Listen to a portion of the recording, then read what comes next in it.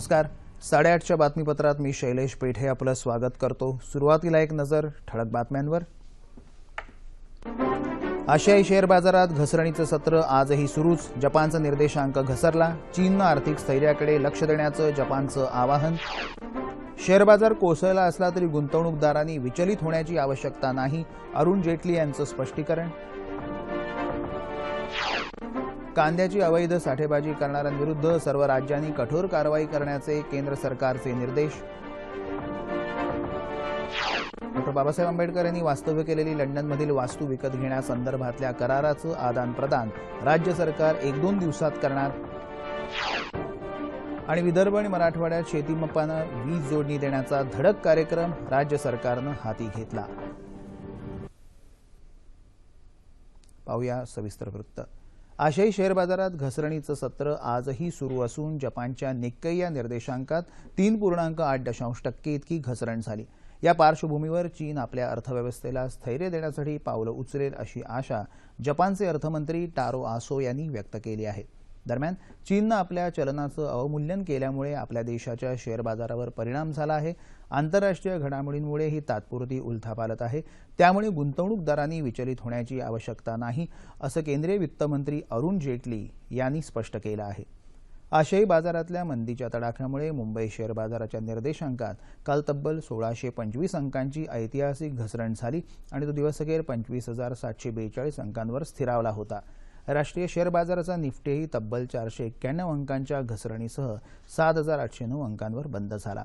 गुंतवणूकदारांचं सुमारे 7 लाख कोटी रुपयांचं नुकसान झालं. 10 मोठ्या कंपन्यांना याचा फटका बसला आहे. शेअर बाजारात घसरण झाल्याचा परिणाम रुपयाच्या मूल्यावरही दिसून आला. आशियाई बाजारातल्या मंदीमुळे बँका आणि आयातदारांकडून डॉलरची मागणी वाढल्यानं आंतरराष्ट्रीय चलन बाजारात रुपयाचं मूल्य 66 रुपये 42 पैसे प्रति डॉलर इतकं झालं. जगातल्या इतर अनेक अर्थव्यवस्थांच्या तुलनेत आपल्या देशाच्या अर्थव्यवस्थेची स्थिती खूपच चांगली असून अर्थव्यवस्थेशी संबंधित बृहत आर्थिक घटक नियंत्रणात असल्याचा दिलासा रिझर्व्ह बँकेचे गव्हर्नर रघुराम राजन यांनी देशातल्या बाजारांना दिला आहे. शेअर बाजार आणि रुपयातल्या घसरणीच्या पार्श्वभूमीवर ते काल मुंबईत भारतीय बँकर संघटना आणि फिक्कीनं आयोजित केलेल्या चर्चासत्रात बोलत होते. देशामध्ये ज्यावेळी गरज भासेल त्यावेळी वापरात आणण्यासाठी तब्बल 380 अब्ज डॉलरचा परकीय चलनसाठा उपलब्ध आहे, अशी माहितीही त्यांनी दिली. तेलाचे दर आणखी 1 ते 2 वर्ष कमी राहतील असा अंदाजही राजन यांनी यावेळी व्यक्त केला. महत्त्वाच्या बातम्यांकडे.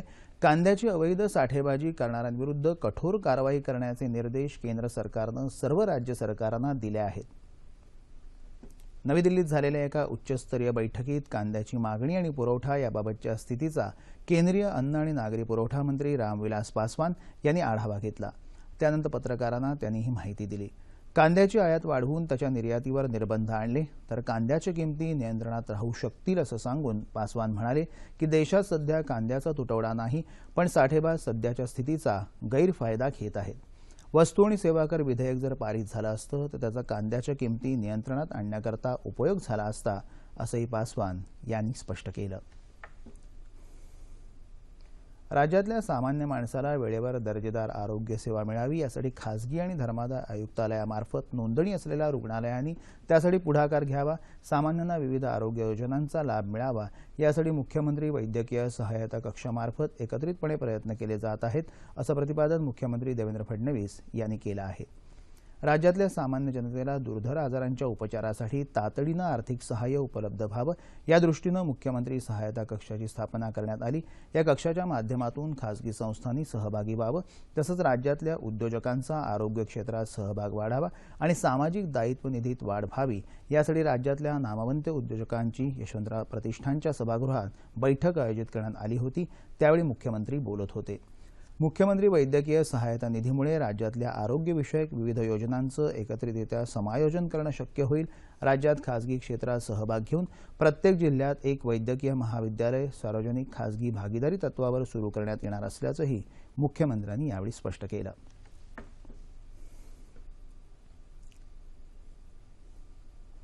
डॉ. बाबासाहेब आंबेडकर यांनी वास्तव्य केलेली लंडनमधील वास्तू विकत घेण्यासंदर्भातल्या कराराचं आदान प्रदान येत्या 2 दिवसात होईल असं राज्य सरकारनं स्पष्ट केलं आहे. या संदर्भातली प्रक्रिया संपवून 15 दिवसात कागदपत्र राज्य सरकारला दिली जातील, असं सामाजिक न्यायमंत्री राजकुमार बडोले यांनी मुंबईत वार्ताहरांना सांगितलं. हे काम तातडीनं झालं नाही तर त्या वास्तूचे मालक विक्रीचा प्रस्ताव मागे घेतील, ही अफवा विरोधकांनी पसरवली आहे. गेल्या 15 वर्षात ते काही करू शकले नाहीत आणि आता भाजपा सरकारला गोत्यात आणण्यासाठी ते कहाण्या रचत आहेत, असंही बडोले म्हणाले. मराठवाडा विभागाचा अनुशेष दूर करण्यासाठी सरकार कटिबद्ध असल्याची ग्वाही वित्तमंत्री सुधीर मुनगंटीवार यांनी दिली आहे. या अनुशेषासंदर्भात मराठवाडा विभागातल्या आमदारांच्या बैठकीचं औरंगाबाद इथल्या विभागीय आयुक्त कार्यालयात आयोजन करण्यात आलं. त्यावेळी विभागातल्या विविध विकास प्रश्नांबरोबरच सद्यस्थितीसंदर्भात सविस्तर चर्चा झाली. विधानसभेचे अध्यक्ष हरिभाऊ बागडे बैठकीच्या अध्यक्षस्थानी होते. ग्रामीण भागात ओढा किंवा नाला खोल आणि रुंद केला तर अपुऱ्या पावसातही पाणी साठत असल्याचं दिसून येतं. हा अनुभव लक्षात घेऊन माफक खर्चात पूर्ण होणारे हे काम सर्वत्र हाती घेतलं जावं, असं आवाहन बागडे यांनी केलं. मराठवाडा विभागाच्या उद्योगांना वीज दरात सवलत देण्याचा प्रस्ताव विचाराधीन असल्याची माहिती मुनगंटीवार यांनी बैठकीत दिली.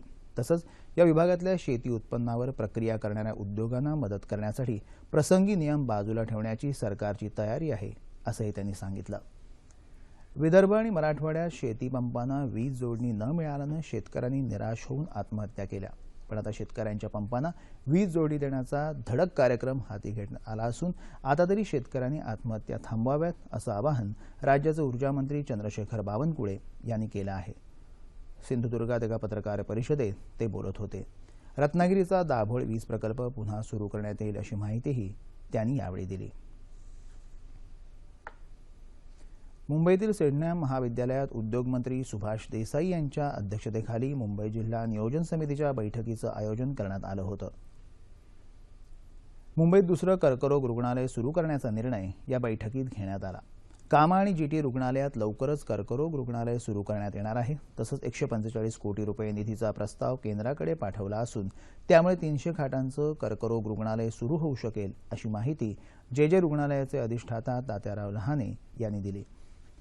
मुंबई शहरातील धोकादायक इमारतींच्या प्रश्नावर मुख्यमंत्र्यांकडे बैठक घेऊन निर्णयात्मक कार्यवाहीसाठी आग्रह धरण्यात येईल, असं मुंबईचे पालकमंत्री सुभाष देसाई यांनी यावेळी सांगितलं.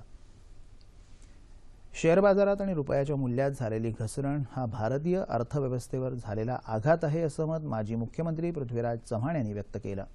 साताऱ्यात घेतलेल्या पत्रकार परिषदेत ते काल बोलत होते. बिहारच्या निवडणुका डोळ्यासमोर ठेवून बिहारला 1.25 लाख कोटी रुपयांची मदत केली, मात्र राज्यातल्या शेतकऱ्यांच्या कर्जमाफीसाठी सरकारकडे पैसे नाहीत, अशी टीका पृथ्वीराज चव्हाण यांनी यावेळी केली.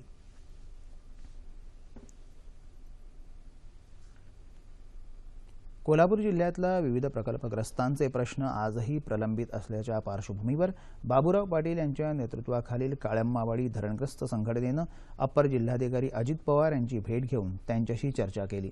प्रकल्पग्रस्तांसाठी शासकीय नोकरीत असणाऱ्या 5% जागा त्वरित भराव्यात, अतिरिक्त जमीन काढून घेऊ नये, प्रकल्पग्रस्तांच्या दाखल्यांचं हस्तांतरण व्हावं, पुनर्वसन क्षेत्रातील नागरी सुविधा पुरवण्यासाठी निधी मिळावा, यासह अन्य मागण्यांवर बैठकीत सविस्तर चर्चा झाली. ज्या मागण्या थेट शासनाशी निगडीत आहेत त्यावर लवकरच मंत्रालयात चर्चा घडवून आणण्याची ग्वाही अप्पर जिल्हाधिकारी अजित पवार यांनी यावेळी दिली. सोलापूर जिल्ह्यातला बार्शी तालुका दुष्काळग्रस्त जाहीर करावा या प्रमुख मागणीसह अन्य मागण्यांसाठी शिवसेनेनं बार्शी तहसील कार्यालयावर मोर्चा काढला. बार्शी तालुक्यात आतापर्यंत सरासरीच्या 39%च पाऊस झाला आहे. त्यामुळे पिण्याच्या पाण्यासाठी टँकर सुरू करावेत, शेतकऱ्यांना कर्जमाफी द्यावी, विद्यार्थ्यांची फी माफ करावी, तसंच बार्शी तालुक्याचा समावेश उस्मानाबाद जिल्ह्यात करावा या मागण्याही यावेळी करण्यात आला. या मागण्यांचा वेळीच योग्य विचार न केल्यास रस्त्यावर उतरून आंदोलन करण्याचा इशारा माजी आमदार राजेंद्र राऊत यांनी दिला आहे.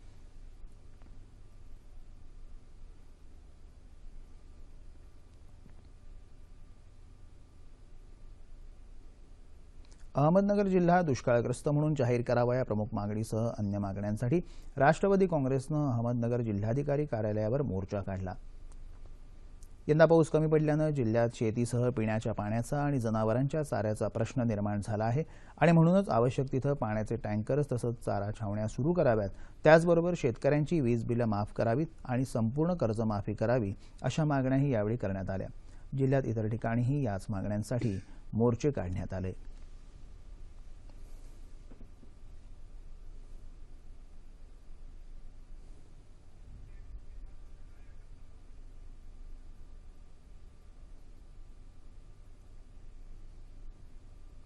डिजिटल इंडिया एक आव्हान असून डिजिटली सशक्त देश बनवणं ही एक न संपणाऱ्या परिवर्तनाची प्रक्रिया आहे, असं मत नागपूरचे विभागीय आयुक्त अनुप कुमार यांनी व्यक्त केलं. राष्ट्रसंत तुकडोजी महाराज नागपूर विद्यापीठात आयोजित डिजिटल इंडिया सप्ताहाच्या समारोप प्रसंगी ते बोलत होते. डिजिटल इंडिया सप्ताहानिमित्त नागपूर विद्यापीठात विविध कार्यक्रमांचं आयोजन केलं होतं. त्यातील विजेत्यांना पुरस्कार देण्यात आले. कार्यक्रमाला विद्यापीठाचे कुलगुरू डॉक्टर सिद्धार्थ काणी उपस्थित होते.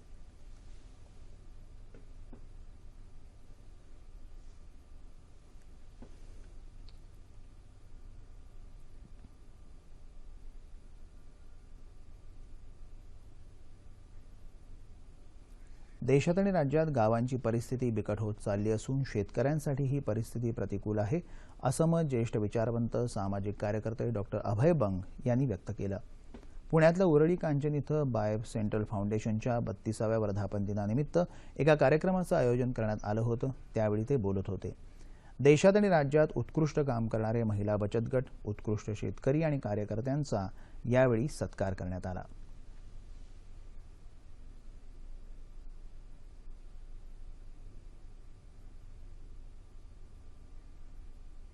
क्रिकेट.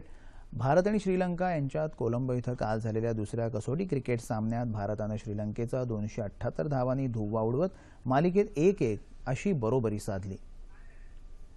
काल शेवटच्या दिवशी 2 बाद 72 धावांवरून दुसरा डाव सुरू करणाऱ्या श्रीलंकेला भारताच्या फिरकी गोलंदाजांनी बचावाची कोणतीही संधी दिली नाही.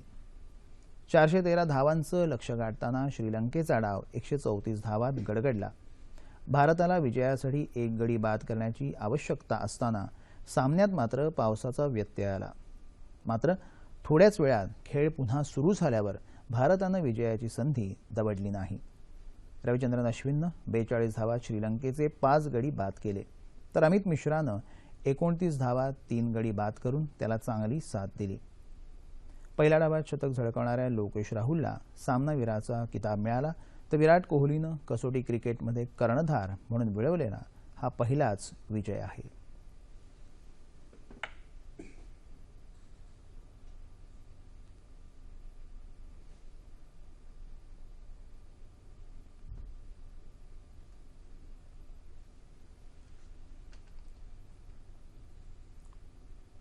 हवामान.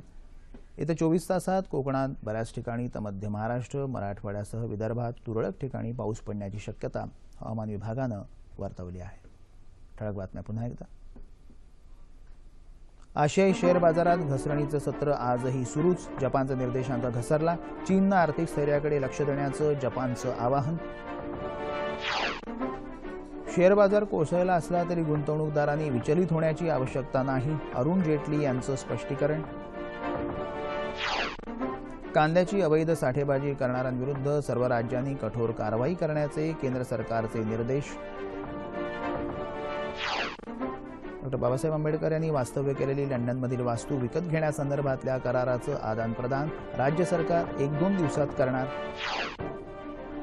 आणि विदर्भ आणि मराठवाड्यात शेतीपंपानं वीज जोडणी देण्याचा धडक कार्यक्रम राज्य सरकारनं हाती घेतला. याबरोबरच हे बातमीपत्र संपलं. पुन्हा भेटूया दुपारी 2:30 वाजता सह्याद्री वाहिनीवर. नमस्कार.